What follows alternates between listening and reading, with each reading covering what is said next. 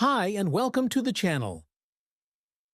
In this short video, I will show you how to make a Windows 11 bootable USB.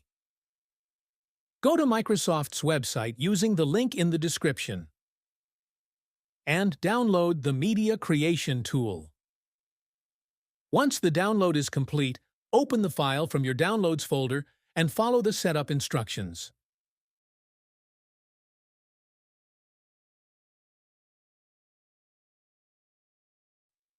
Click Accept.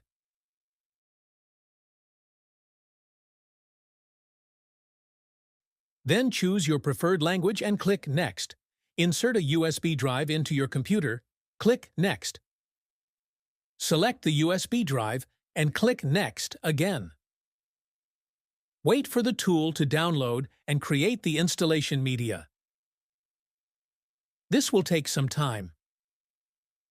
Once finished, plug the USB into the laptop where you want to install Windows. Turn it on and boot from the USB drive. Thank you for watching, and don't forget to like and subscribe.